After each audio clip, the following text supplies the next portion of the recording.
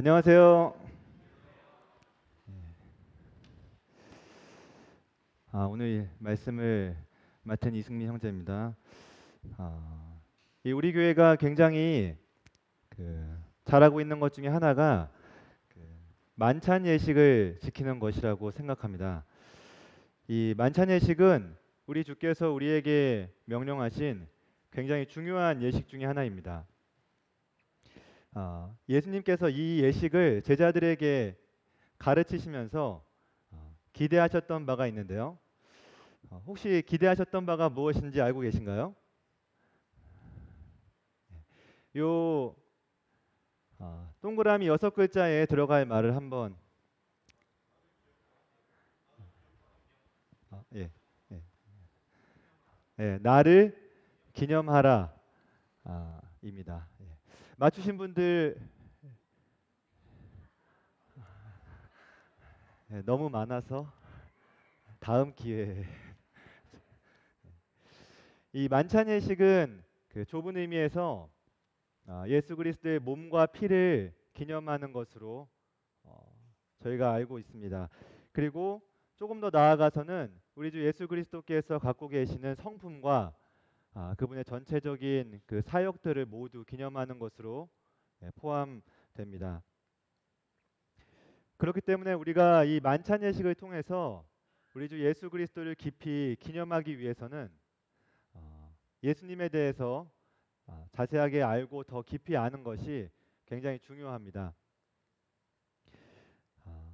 여기 계신 성도님들은 만약에 누군가가 나에게 예수 그리스도에 대해서 소개해 주세요 이렇게 얘기를 하면은 어떻게 소개를 하실 생각이십니까?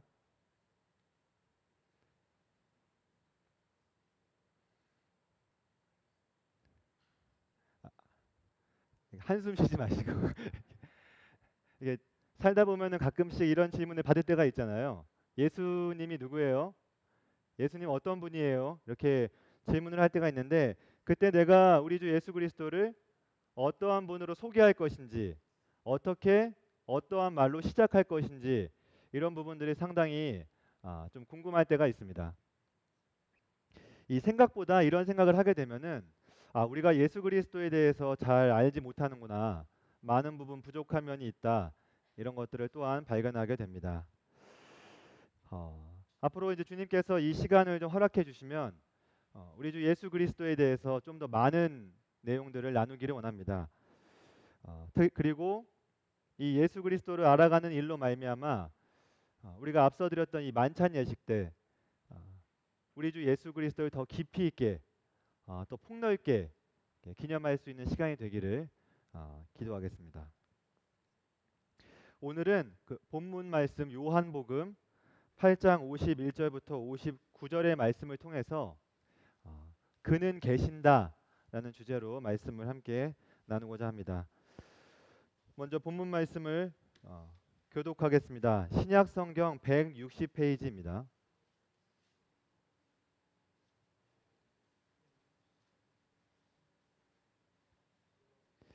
신약 성경 160페이지 요한복음 8장 51절부터 59절입니다.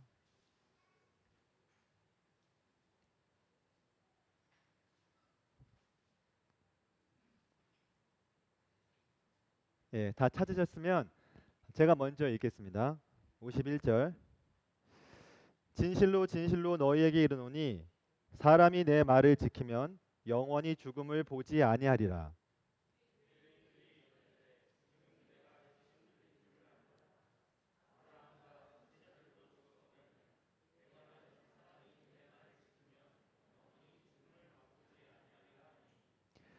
너는 이미 죽은 우리 조상 아브라함보다 크냐? 또 선지자들도 죽었거늘 너는 너를 누구라 하느냐?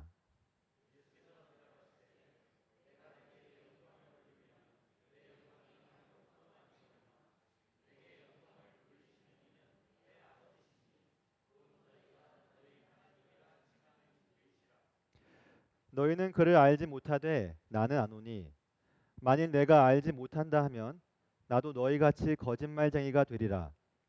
나는 그를 알고 또 그의 말씀을 지키노라.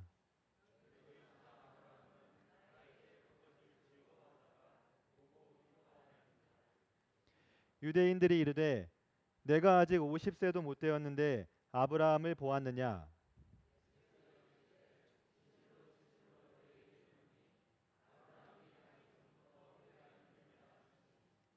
그들이 돌을 들어 치려 하거늘 예수께서 숨어 성전에서 나가시니라. 먼저 오늘 본문 말씀 이 개역 개정 성경으로 갖고 계시기 때문에 따로 말씀을 드릴 필요는 없지만 요즘 이 현대어 성경들이 많이 나와 있거든요. 그 현대어 성경 중에서 현대인의 성경 외에 그 새번역 성경이라고 되어 있는 성경책이 있습니다. 그리고 공동 번역이라는 책이 있는데 이 두 책에서는 이 58절에 있는 아브라함이 나기 전부터 내가 있느니라라고 하는 이 말씀을 내가 있었다라고 번역이 돼 있어요.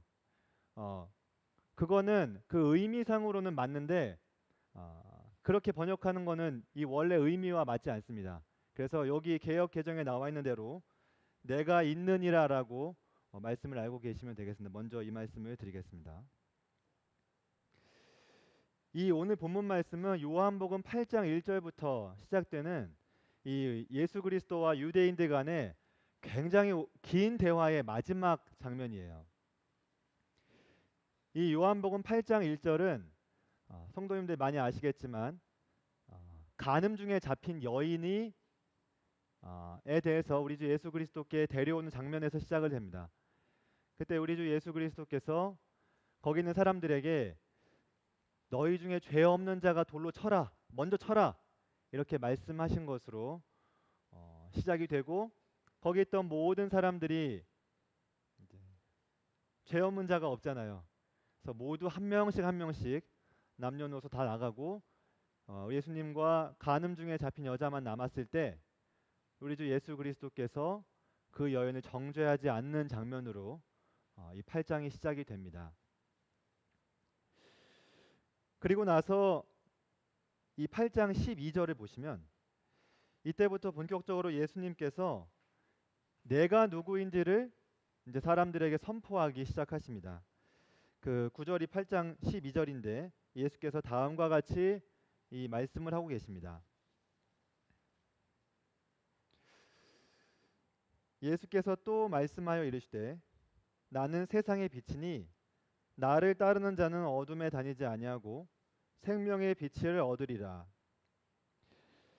예수님께서 이렇게 자기가 누군지 내가 생명의 빛이라고 말씀하셨어요. 그랬더니 이 말을 듣고 있던 이 바리새인들이 이렇게 그 대답을 합니다. 밑에 이 13절을 보시면 내가 너를 위하여 증언하니 내 증언은 참되지 아니하도다라고 말을 해요. 사실 이 바리새인들이 한 말은 옳은 말입니다. 왜냐하면은 재밌는 얘기로 제가 한번 제 자신에 대해서 한번 성도님들께 소개를 드려볼게요. 그래서 저는 세상의 빛입니다.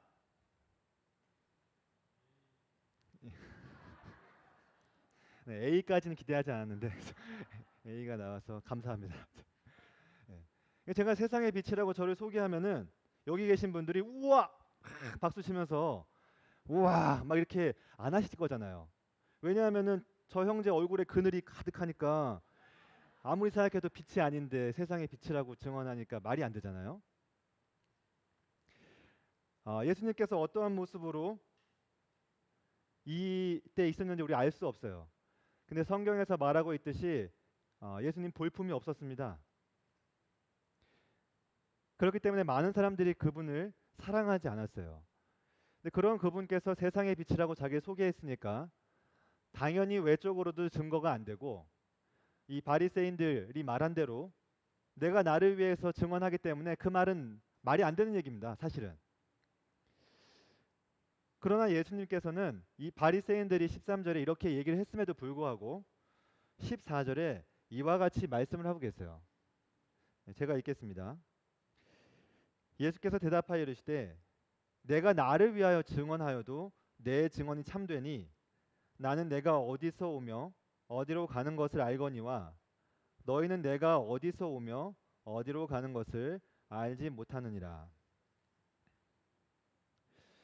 예수님께서 스스로에 대해서 증언하시는 것이 정확하게 옳을 수밖에 없는 이유는 예수님께서는 자기가 어디서 오고 어디로 가는지 정확하게 알고 있었기 때문이에요.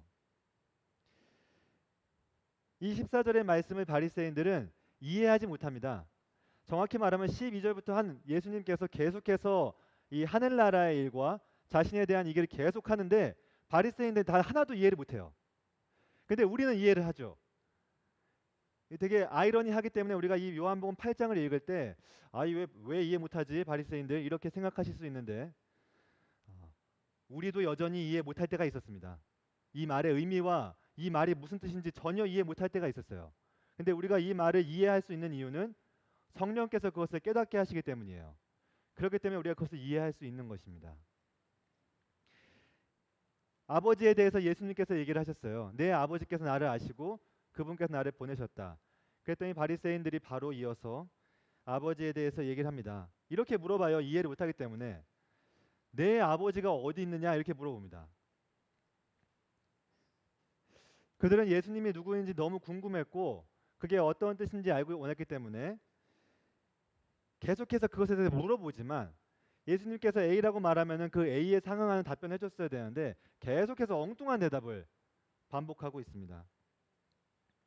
그 와중에 예수님께서는 이 바리새인들이 이해를 하든 못하든 오히려 그들이 이해 못하는 것을 책망하시면서 계속해서 자신이 누구인지를 선포하고 계세요. 그들이 이해 못하는 것을 계속 설명해 주는 게 아니고 그들은 이해 못할 거고 나는 누구라고 계속 말씀하고 계신 겁니다. 그래서 이 요한복음 8장은 이런 대결 구도예요. 예수님께서는 나는 땡땡땡이다, 나는 땡땡땡이다 계속 말씀을 하시고 유대인들은 너는 땡땡땡이다, 너는 땡땡땡이다 얘기하고 있어요. 계속해서. 그럼 예수님께서는 그들에게 너는 땡땡땡이고 너는 땡땡땡 말하면 그들은 나는 누구라고 답변을 하고 있습니다. 되게 재밌는 장면이죠, 사실. 예수님께서는 자신에 대해서 이렇게 말씀을 하고 계세요. 제가 읽어보겠습니다. 나는 세상의 빛이다. 내가 가는 곳에 너희는 오지 못한다. 나는 위에서 났다. 나는 처음부터 너희에게 말하여 온 자다. 나는 하나님의 아들이다. 이렇게 말씀을 하고 계세요. 근데 이와 반대로 예수님 계속 이 말씀을 하셨을 때 유대인들은 정반대되는 걸 얘기하고 있습니다. 이렇게 말을 하고 있는데 내 증언은 참되지 아니하다. 너는 자결하려고 하는 거냐? 너는 누구냐? 너는 사마리아 사람이다. 너는 귀신이 들렸다. 이렇게 말을 했어요. 이 사마리아 사람이라고 말한 거는 그 당시에 어떤 사람을 비하할 때 쓰는 말입니다. 우리 예수님께서 나사렛 예수라는 말 들어보셨죠? 나사렛에서 어떻게 선한 것이 날 수 있냐라고 말한 것처럼 특정 지역에서 누군가 태어난다는 것은 굉장히 있을 수 없는 일처럼 들렸던 시대입니다. 사마리아 사람이야 너는 이렇게 얘기하는 거는 그분을 그냥 비하하는 거예요. 이런 대화가 오고 가는 중에 그 마지막이 방금 읽었던 오늘 본문의 말씀입니다. 이 유대인들은 예수님께 마지막으로 이렇게 묻고 있어요. 저희가 같이 한번 읽어보겠습니다. 시작. 내가 아직 50세도 못 되었는데 아브라함을 보았느냐. 이렇게 마지막 질문이에요. 이게 유대인들의. 그리고 예수님께서는 이 질문에 대해서 아브라함이 나기 전부터 내가 있다. 이렇게 말씀을 하십니다. 그리고 이 말을 들은 유대인들은 이 말을 듣자마자 돌을 들어가지고 예수님을 치려고 했어요. 왜냐하면 이 말은 아무나 할 수 없는 말이기 때문입니다. 여기서 내가 있는이라는 말은 이 출애굽기 3장 14절에 여호와께서 자신을 소개하신 말이에요. 우리 많은 분들이 알고 계신 영어로 알고 계신 I am who I am 이렇게 알고 계신 나는 스스로 있는 자다. 나는 나다. 이렇게 말씀하신 그 문장 그대로를 예수님께서 유대인들에게 선포하신 거예요. 그렇기 때문에 여호와에 대해서 아주 강한 신앙, 아무도 비견할 수 없는 그 여호와에 대해서 내가 여호와라고 말했으니 이들은 그것을 참을 수가 없었던 겁니다. 그래서 돌을 들어서 치려고 했던 겁니다. 그 말인즉슨 내가 있느니라라고 말했을 때 거기 모인 모든 유대인들은 그 말이 내가 여호와라는 것을 얘기했다는 것을 알았다는 겁니다. 오히려 우리는 그 말이 여호와께서 내가 여호와라고 말하는 그 말이 이제 몰랐을 수 있죠. 근데 유대인들은 확실하게 알았어요. 그것은 자신을 여호와라고 표현한 겁니다.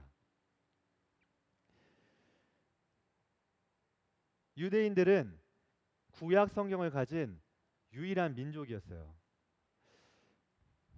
그들이 구약 성경을 가지고 있다는 것은 사실 굉장한 특권입니다. 그것은 로마서에 분명하게 얘기가 되어 있어요. 유대인들의 특권은 성경을 가지고 있었다는 것입니다. 그들도 그것을 알았기 때문에 이 구약 성경을 굉장히 잘 보존해 왔어요. 뭐 성경 필사 방법에 대해서 들어보신 분들은 잘 알겠지만 그들은 하나님 말씀을 이전에서 다음 것으로 옮길 때 굉장히 아주 강력한 규칙이 있습니다. 그것을 똑바로 쓰는 거, 글자와 글자의 간격이 일정한 거, 너무나도 여러 가지 방법들이 있었어요.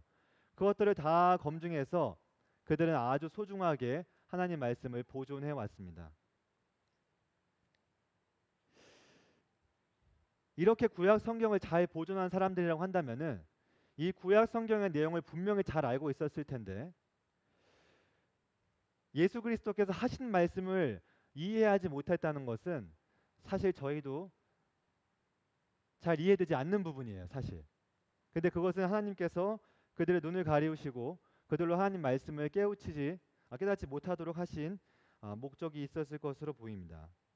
그러나 우리가 예수께서 계속 이 말씀 요한복음 8장의 말씀을 유대인들에게 전했다는 것을 우리가 알고 있다면 유대인들 입장에서 곧 구약 성경에 정말 하나님의 아들 하나님께서 계셨는지는 저희가 한번 살펴볼 필요가 있습니다. 그리고 그분께서 정말 하나님으로서 어떠한 모습으로 사람들에게 나타나는지 구약 성경을 통해 살펴볼 때 그분이 정말로 많은 사람들에게 나타나셨다는 것을 우리가 볼 수가 있습니다. 이 이야기를 우리 지금 여기 앉아 계신 이방인들에게 설명했다면 우리는 그 말을 전혀 이해하지 못합니다. 왜냐하면 우리는 구약 성경이 없었고 하나님 말씀이 무엇인지를 알지 못했기 때문이에요. 근데 이제는 알죠. 그래서 이제 우리가 함께 그 말씀을 보기를 원합니다. 구약 성경에 나온 우리 예수 그리스도에서 알기 전에 저희가 한 가지 한번 질문을 드려보겠습니다. 예수님은 나이가 어떻게 되시죠?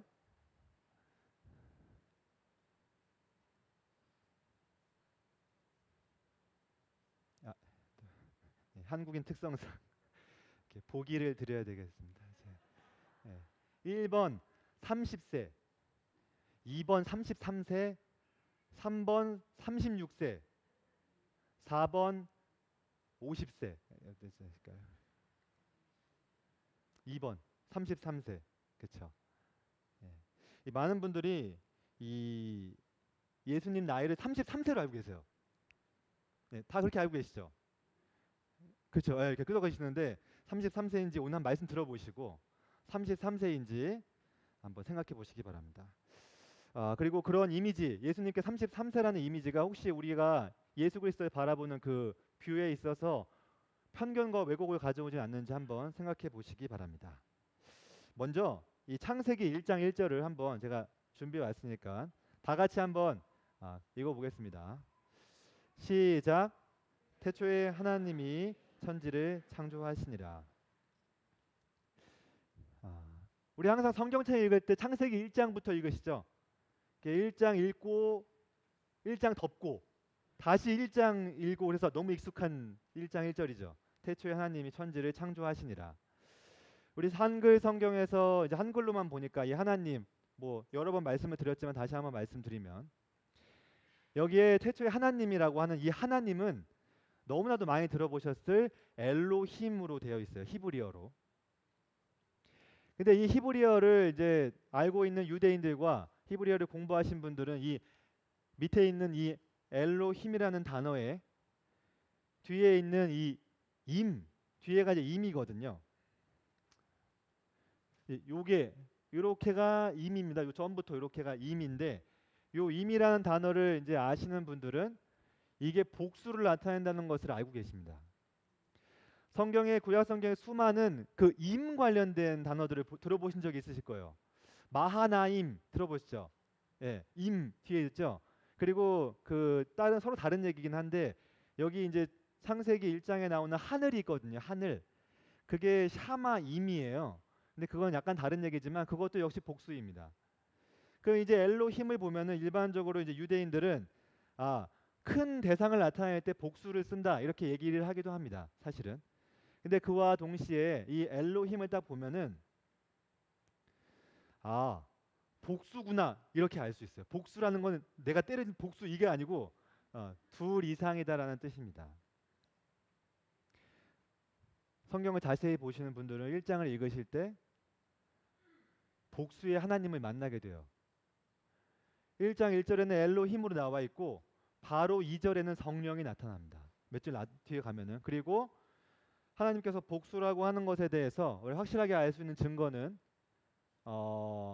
창세기 1장 27절입니다. 사실은 6절 7절인데 찾지 않으셔도 제가 말씀드리면 그 창세기 1장 26절 27절에 보시면 성도님들 이미 다 아시기 때문에 제가 말씀을 드리면 우리의 형상을 따라 우리가 사람을 만들고라고 기록이 돼 있어요. 알고 계시죠? 네. 그 우리의 형상을 따라라는 말을 보통 일반적으로 해석할 때 지정의를 가지고 있다 이렇게 얘기를 합니다. 이렇게. 무언가를 깨달을 수 있는 지식 그리고 감정적으로 느낄 수 있는 그 감정 그리고 의지를 가지고 선택할 수 있는 그 의지가 있다. 이것이 하나님의 형상을 닮은 거라고 얘기를 많이 합니다. 저도 굉장히 동의를 하고 있어요. 사실. 동물 키워보시나요? 혹시 동물 키우고 계시죠? 그 동물들 잘 보시면은 동물들에게 지정의가 있을까요? 없을까요? 동물을 키워보시면 없을까요? 없어요. 예. 예, 있을까요? 예, 뭐 있을 수도 있죠. 없을 수도 있고 자세히 알지 못하는 하지만 사람만큼은 특별한 지정의를 가지고 있습니다. 근데 우리가 이 창세기 1장 26절 다음에 27절에도 똑같이 우리의 형상을 따라 우리가 사람을 만들고라고 나오거든요. 근데 거기에 보면은 사람을 만들고 사람을 남자와 여자로 만들어요. 나와 있습니다. 27절에. 하나님의 형상이라는 그 이미지에 대해서 굉장히 다양한 해석들이 있고 방금 말씀드린 이 지정의에 대한 내용들 기본적으로 동의하지만 우리가 문맥을 따라서 안전하게 해석하는 게 정말 안전한 거라고 한다면은 하나님의 형상이라는 말은 남자와 여자라는 말과 굉장히 가까이에 붙어 있어요. 그리고 우리가 남자와 여자를 창조하시고 나서 창세기 2장에 하나님께 선포하신 그 말씀을 알고 있다면 하나님의 형상대로 사람이 만들었다는 말의 의미를 또 다른 측면에서 알 수가 있습니다. 그것은 바로 다수의 연합을 의미합니다. 남자와 여자를 창조하시고 2장 24절에 남자가 그 부모를 떠나 아내와 합하여 한 몸을 이룬다고 말씀하고 계세요. 하나님께서는 우리 알고 계시니까 아버지 하나님, 아들 하나님, 성령 하나님께서 이 세 분이 연합이 돼서 한 분으로 계시고 그 연합된 그 한 분의 연합된 모습을 남자와 여자로 창조하신 것입니다. 우리가 이 창세기를 통해서 알 수 있는 것은 굉장히 놀라운 가르침이고 우리가 다 이해할 수 없는 가르침이지만 하나님께서 다수의 하나님이 하나로 계신다는 것입니다. 하지만 이분들이 뭐 서로 다른 하나님으로서 구별되어 있지 않고 하나로 계시다는 사실이죠. 완벽한 연합을 이루셔서 하나로 계시다는 것입니다. 여기에 오늘 주제 아들 하나님께서 함께 계시다는 것입니다. 성경은 이것에 대해서 다음과 같이 말씀을 하고 계십니다. 저희 함께 읽어보겠습니다. 시작. 태초에 말씀이 계시니라. 이 말씀이 하나님과 함께 계셨으니 이 말씀은 곧 하나님이시니라. 그가 태초에 하나님과 함께 계셨고 만물이 그로 말미암아 지은 바 되었으니 지은 것이 하나도 그가 없이는 된 것이 없느니라. 우리가 알고 있는 그 예수 그리스도께서는 창조의 그 현장에 계셨어요. 하나님께서 말씀으로 모든 것을 만드실 때 그 중심에 계신 분이 바로 우리 주 예수 그리스도이십니다. 그분은 모든 것을 알고 계시고 모든 것의 증인이십니다. 그렇기 때문에 그분이 얘기하는 건 참이에요. 우리가 이 성경에 대해서 여러 가지 사건들이 있는데 그 사건이 있었냐 없었냐 하는 부분들을 너무 이 현대 이제 계몽주의가 발달하고 자꾸 이제 포스트 모더니즘 사회에서 자꾸 증명하려고 많이 하는데 그 어떤 일이 있었냐 없었냐는 과학적으로 증명하는 것이 아니라는 것을 우리가 알고 있습니다, 사실. 예를 들어서 제가 어저께 밥을 먹었을까요, 안 먹었을까요? 그 재빈 형제가 밥을 먹었다라고 주장하고 저희 자매 밥을 안 먹었다고 주장을 해요. 누구 말을 믿으실 것 같으세요? 저희 자매 말을 믿으실 거죠? 왜냐면 거기 있었을 것 같으니까. 무언가 있었다 없었다는 증인에 대한 문제이지 과학적인 증명이 아닙니다. 예수께서는 창조지에 있었던 그 모든 창조의 증인이세요. 그리고 과거에 있었던 그 순간순간 그분은 항상 계셨어요. 그렇기 때문에 그분이 말씀하시는 것이 옳다는 것입니다. 우리 이것을 반드시 알아야 됩니다. 예수님께서 하시는 말씀이 참입니다. 이 창조와 관련된 내용 외에도 우리 주 예수 그리스도께서 구약 시대에 있었다는 사실을 알려주는 또 하나의 구절들과 증거들이 있습니다. 이것에 대해서는 그렇게 많은 논란이 있지는 않지만 직접적인 해석, 이 지정이 없기 때문에 저희가 분별로서 받아들이시면 좋겠습니다. 하지만 이게 아주 합리적인 분별이기 때문에 이 시간 함께 말씀을 나누기 원합니다. 이 구약 성경에 보면은 여호와의 사자라는 말이 나타납니다. 여호와의 사자. 그 보통 일반적으로 성경에 천사가 등장할 때는 천사라고 대부분 돼 있어요. 천사 그냥 아무 수식어가 없습니다. 그리고 이 천사를 표현하는 다른 여러 가지 유형의 표현들이 있는데 그 중에 하나가 천사, 그룹, 스랍, 군대 이렇게 여러 가지 형태의 이름들이 있고 또 어떤 천사는 천사장 이렇게 말을 하기도 하면서 다양한 형태로 표현이 되어 있습니다. 근데 이 특별하게 일반적인 천사가 아니라 여호와를 의미하는 의미로 사용되는 그 표현이 바로 이 여호와의 사자라는 말입니다. 그리고 이 여호와의 사자가 사람의 모습으로 나타나신 우리 주 예수 그리스도로 인정되고 있습니다. 이 단어가 그렇게 인정되는 이유에 아주 중요한 하나님 말씀은 요한복음 1장 18절인데 그 1장 18절에 뭐라고 기록되어 있냐면은 본래 하나님을 본 사람이 없으되 이렇게 기록이 되어 있어요. 아무도 그 어떤 사람도 하나님을 본 사람이 없습니다. 근데 그 18절 뒤에 나온 대로 독생하신 예수 그리스도, 독생자 예수 그리스도께서 오직 하나님의 모습으로 우리에게 나타나신 것입니다. 구약 성경에 나타난 여호와의 사자, 이분이 바로 현현하신 우리 주 예수 그리스도라는 것을 두 가지 장면을 통해서 저희가 함께 살펴보도록 하겠습니다. 먼저 출애굽기 3장 1절에서 5절입니다. 말씀을 찾으셔도 되고 여기 스크린에 있으니까 함께 말씀을 보셔도 되겠습니다. 제가 읽겠습니다. 모세가 그의 장인 미디안 제사장 이드로의 양떼를 치더니 그때를 광야 서쪽으로 인도하여 하나님의 산 호렙에 이르매 여호와의 사자가 떨기나무 가운데로부터 나오는 불꽃 안에서 그에게 나타나시니라. 그가 보니 떨기나무에 불이 붙었으나 그 떨기나무가 사라지지 아니하는지라. 이에 모세가 이르되 내가 돌이켜 가서 이 큰 광경을 보리라. 떨기나무가 어찌하여 타지 아니하는고 하니 그때 여호와께서 그가 보려고 돌이켜 오는 것을 보신지라. 하나님이 떨기나무 가운데서 그를 불러 이르시되 모세야 모세야 하심에 그가 이르되 내가 여기 있나이다. 하나님이 이르시되 이리로 가까이 오지 말라. 내가 선 곳은 거룩한 땅이니 내 발에서 신을 벗으라.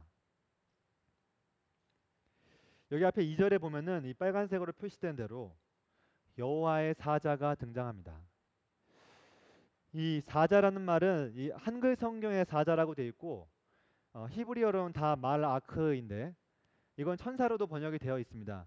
그렇기 때문에 구약 성경 읽으실 때 여호와의 천사 이렇게 되어 있는 건 다 같은 단어입니다. 여호와의 천사, 여호와의 사자. 근데 이 여호와의 사자가 이 떨기나무 불꽃 가운데로부터 나와 있다고 성경은 기록을 하고 있고 이 여호와의 사자를 4절에서는 여호와께서라고 이렇게 표현이 되어 있습니다. 이것은 우리가 일반적으로 이 성경책 출애굽기를 다시 한번 천천히 읽으시면은 이 떨기나무 불꽃 가운데 계신 분을 두 분으로 표현하고 있지 않아요. 정확히 단수로 표현하고 있습니다. 떨기나무 불꽃 가운데 여호와의 사자가 있었고 4절에 그분을 여호와로 표현을 하고 있습니다.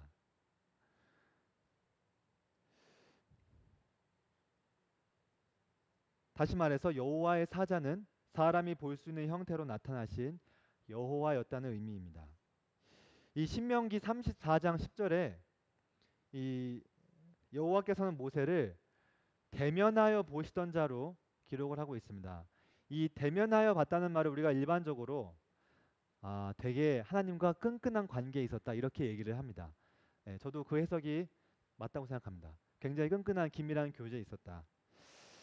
하지만 그거와 함께 만약에 이 관계적인 측면을 넘어서서 이 모세가 하나님을 진짜 얼굴로 봤다, 본 적이 있다라고 표현을 한다면 떨기나무 불꽃 가운데 계신 여호와의 사자, 곧 우리 주 예수 그리스도를 만났다는 의미로 해석이 됩니다.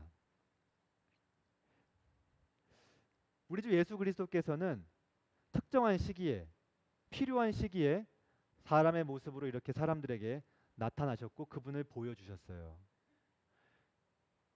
그분이 어떠한 목적을 가지고 이 일들을 했는지 저희가 다 알 수 없지만 하나님의 사자, 여호와의 사자는 순간순간 그런 일들을 하러 이 땅에 내려오셨습니다.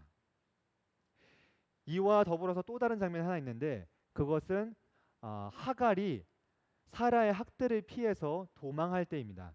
이 창세기 16장의 말씀인데 이때도 여호와의 사자가 똑같이 등장을 하고 있습니다. 이 여호와의 사자라는 말이 사실 최초로 등장한 게 바로 이 창세기 16장 이 하갈입니다. 창세기 16장 7절 8절은 다음과 같이 이렇게 기록을 하고 있어요. 저희가 함께 읽어보겠습니다. 시작. 여호와의 사자가 광야의 샘물 곁 곧 술길 샘 곁에서 그를 만나 이르되 사레의 여종 하갈아 내가 어디서 왔으며 어디로 가느냐.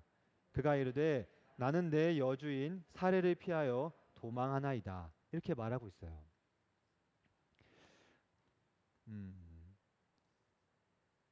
여기 보면 그를 만났다고 되어 있습니다.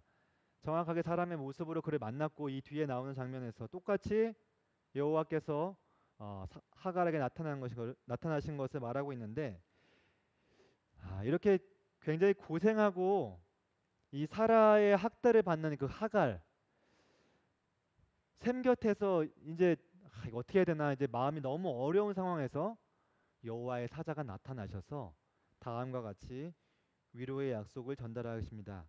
제가 읽어보겠습니다. 11절. 여호와의 사자가 또 그에게 이르되 내가 임신하였은즉 아들을 낳으리니 그 이름을 이스마엘이라 하라. 이는 여호와께서 내 고통을 들으셨음이니라.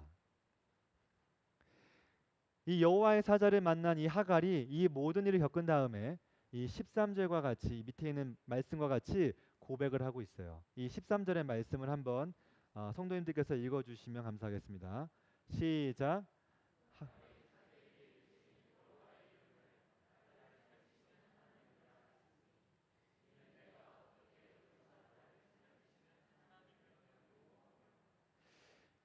이 하갈은 분명하게 이 여호와의 사자를 하나님으로 표현을 하고 있습니다. 여기서 자신을 살피시는 하나님을 배웠다라고 하는데 요 봤다라고 하는 말은 히브리어 라안데 이 창세기 1장에 나왔던 하나님이 보시기에 좋았다. 구약 성경에 많이 나온 하나님이 보셨다. 무언가를 봤다라고 하는 의미이고 일반적으로 굉장히 주시할 때 쓰는 말이에요. 근데 계속 보고 있었다는 거죠. 이렇게.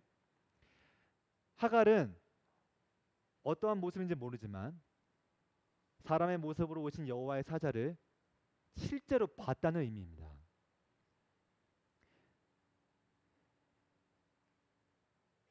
그녀가 만약 이 모습을 어떤 천사 이렇게 했다면은 여호와라고 표현을 하면 안 되거든요, 사실. 근데 항상 여호와의 사자를 봤던 사람들은 일단 이 두 장면에서는 그 여호와의 사자를 여호와 또는 하나님으로 표현을 하고 있습니다.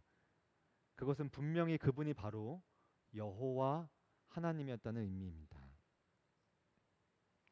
이 여호와의 사자는 구약 성경 이후 신약 성경에는 더 이상 등장하지 않고 있습니다. 그렇기 때문에 더욱더 우리 주 예수 그리스도를 암시한다라고 분별하고 있습니다.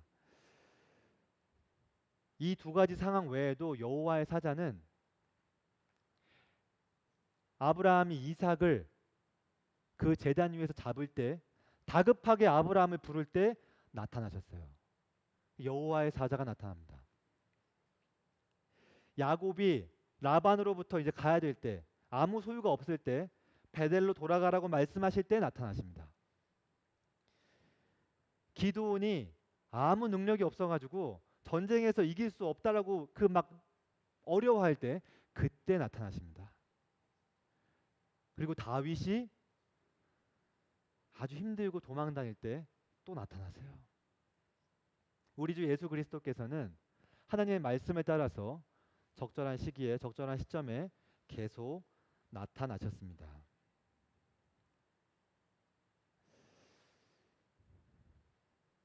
(50세도) 못 됐다고 유대인들 예수님에 대해서 말씀을 얘기를 했었어요.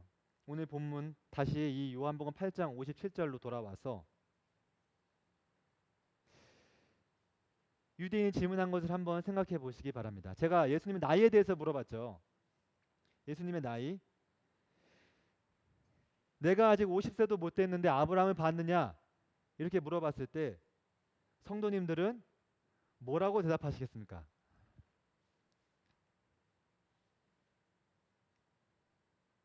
예수님은 33세니까 못 봤어요. 이렇게 대답해야죠. 50이 안 됐으니까요. 근데 예수님은 33세가 아닙니다. 그분은 50세도 아니고 그분은 5000세도 아니고 그분 나이가 없어요.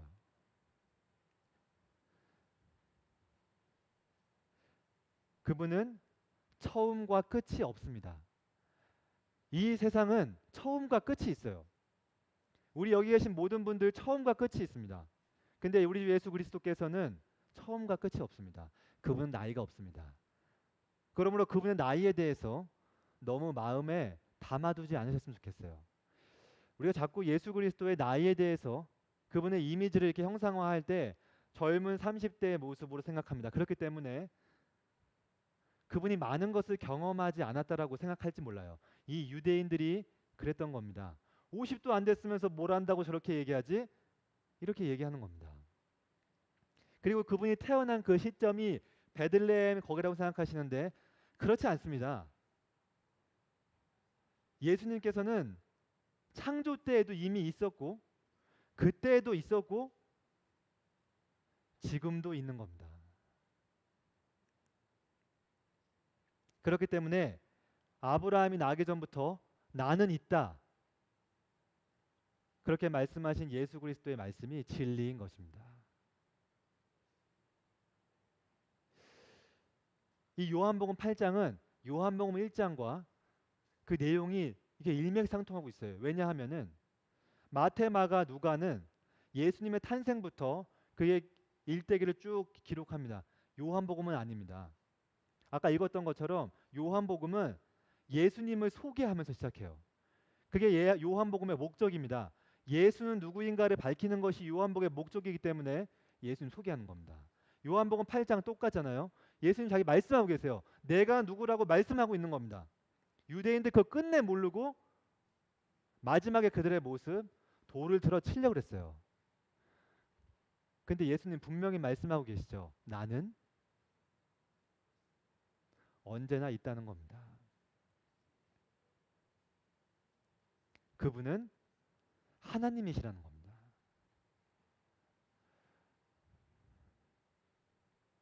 우리 사랑하는 성도님들께 오늘 이 말씀의 의미를 한번 여쭤보고 싶습니다. 예수 그리스도께서 언제나 계신다는 의미가 우리에게 어떤 의미를 가져다 주고 있습니까? 이 사실은 사실 크게 우리에게 두 가지 의미를 가져다 주고 있습니다. 첫째로 그분은 엄청난 능력이 있다는 겁니다. 우리 주 예수 그리스도는 태초부터 계셨고 이 만물을 창조하신 분입니다. 너무나도 정교하게 만들어진 이 세상을 보면서 우리 성도님들은 어떤 생각을 하시나요? 저는 이 자연 만물을 볼 때마다 굉장한 그 위압감을 느낍니다. 한치의 오차도 없이 계속해서 돌아가고 있는 이 지구와 태양계를 볼 때마다 그분의 크심을 깨닫게 됩니다. 하나님께서 이 놀라운 세계를 만드셨고 그 놀라운 세계의 피조물이 나고 나는 나를 보기에도 굉장히 복잡하고 놀라운 존재인데 이 많은 사람들을 만드신 그분은 정말 얼마나 놀라우신 분일까 생각을 많이 하고 있습니다. 그리고 이렇게 놀라운 일들을 하신 그분께서 하신 말씀은 반드시 이루어질 거라는 확신을 하고 있습니다. 예수님께서 요한복음 8장에서 다음과 같이 반복해서 말씀을 하고 계세요. 예수께서 또 말씀하여 이르시되 나는 세상의 빛이니 나를 따르는 자는 어둠에 다니지 아니하고 생명의 빛을 얻으리라. 그러므로 예수께서 자기를 믿은 유대인들에게 이르시되 너희가 내 말에 거하면 참 내 제자가 되고 진리를 알지니 진리가 너희를 자유케 하리라. 진실로 진실로 너희에게 이르노니 사람이 내 말을 지키면 영원히 죽음을 보지 아니하리라. 8장에서 예수님은 계속해서 자신이 누구인지를 설명하시면서 이 세 가지를 말씀하셨어요. 여기 계신 분들이 그분이 능력 있으신 분이라는 걸 안다면 예수께서 복음서를 통해서 말씀하신 그 모든 일이 반드시 이루어질 것이라는 믿음을 갖게 될 겁니다. 그러나 우리가 조금이라도 그분의 능력을 의심한다면 그분의 말씀이 이루어질 것이라는 것에 대해서 의문을 갖게 될 거예요. 그렇기 때문에 예수께서 항상 계셨다는 말씀을 기억하면서 그분이 모든 것을 할 수 있는 능력이 있으신 분이라는 것을 마음에 깊이 새기시길 바랍니다.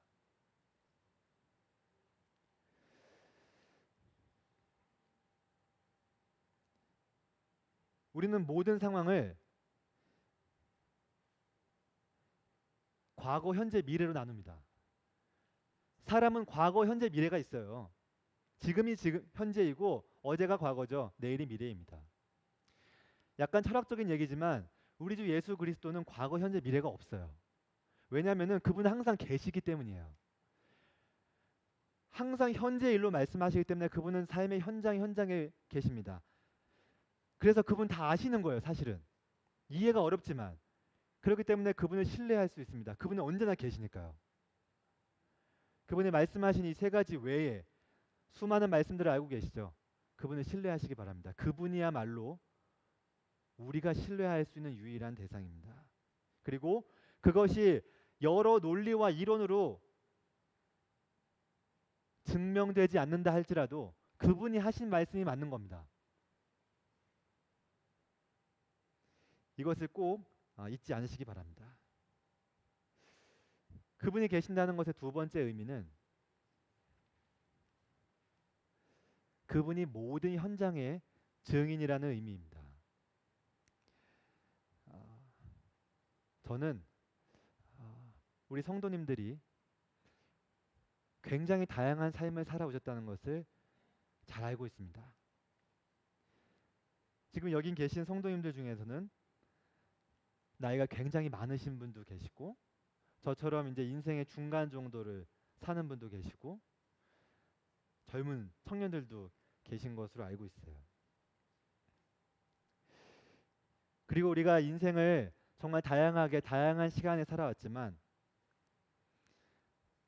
그 인생 어떤 시점에 굉장히 부끄러운 일이 있었다는 것을 저는 알고 있습니다. 제가 그 부끄러운 일이 있었고 여기 계신 모든 분들도 분명히 그 부끄러운 일이 있을 겁니다. 그리고 그것은 그리스도인이라는 이름을 달고 남들 앞에 꺼내기 굉장히 어려운 일일 거예요. 그러나 그 상황에 우리 주 예수 그리스도께서 그 현장에 계셨다는 겁니다. 그 일을 나는 나만 안다고 생각할 수 있어요. 그렇기 때문에 아무도 그 일을 모른다고 생각하지만 그렇지 않습니다. 정말 부끄러운 일이지만 우리 주 예수 그리스도께서 그 어렵고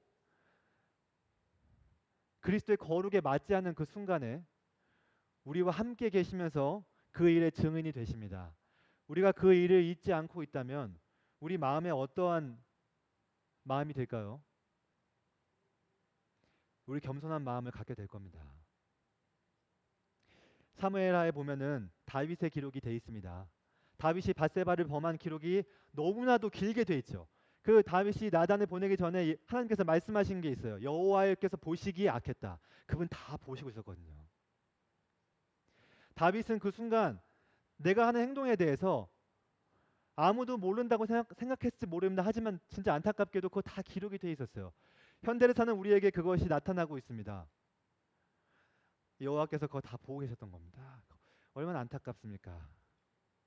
그러면 여호와께서 다윗의 그 기록을 다 기록하시면서 다윗을 책망하기 위해서 그것을 기록하셨을까요?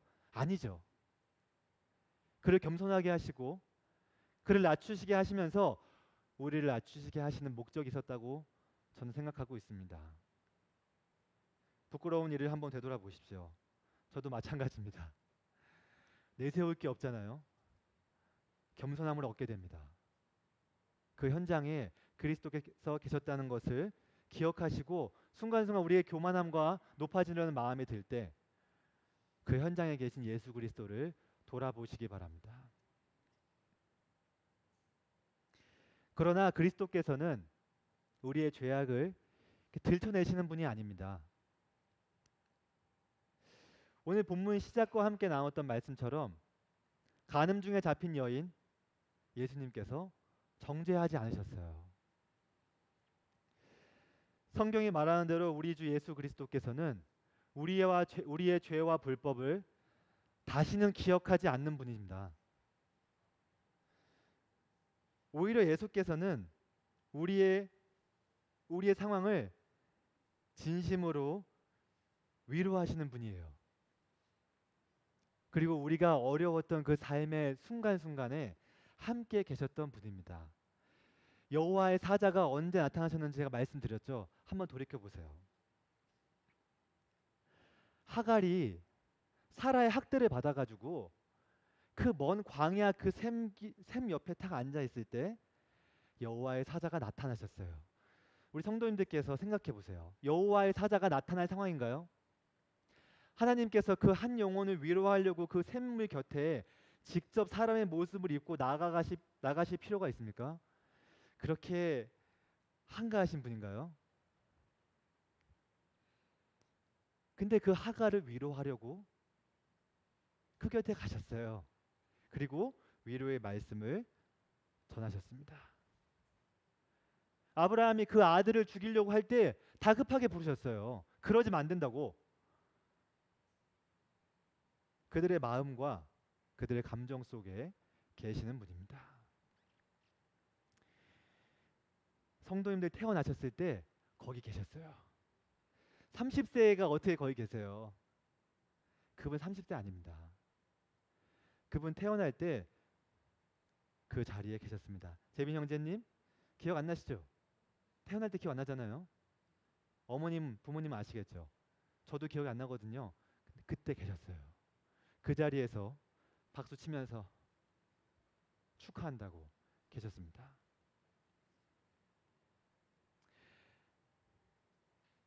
만약에 아름다운 출생이 아니었을 수 있잖아요. 우리 인생이. 그러면 그때 거기 계셨습니다. 그 영혼을 위로하시면서 계시는 거예요. 아, 우리 불쌍한 아이. 하지만 내가 있다. 이렇게 계셨습니다. 너무나도 힘든 청소년기와 청년기가 있었습니까? 혹시 여기 계신 청년분들 너무 힘든가요? 그때 예수님 함께 계세요. 그걸 다 보고 계십니다. 지난날을 돌이켜보면은 환경이 안 좋았던 분들 계시죠. 아, 내 청소년기, 청년기는 참 힘들었어. 나도 참 평안한 가정에 있으면 좋았을 텐데. 그러면 이렇게 됐을 텐데. 그랬을지 모르지만 예수님 거기에 계셨습니다. 그래서 우리 성도님들 힘들고 어려웠던 그 순간들을 다 알고 계세요. 그러니까 너무 외로워하지 마십시오. 그때를 추억하면서 너무 외로워하지 마세요.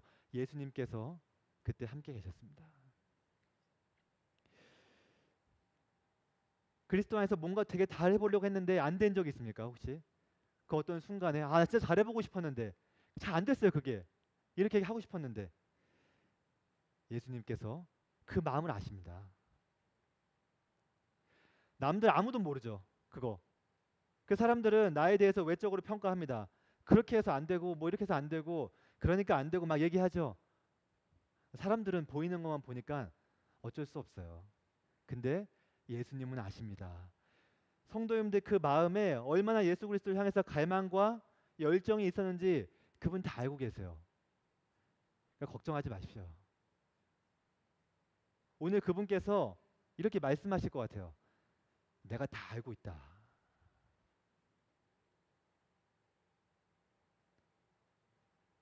내가 다 알고 있다. 너의 마음, 너의 노력, 내가 다 알고 있다. 너무 낙심하지 마라. 사랑하는 사람을 잃었던 순간이 있죠. 그때 예수님 계신 겁니다. 나사로의 죽음을 보고 우셨잖아요. 예수님 감정이 있으세요.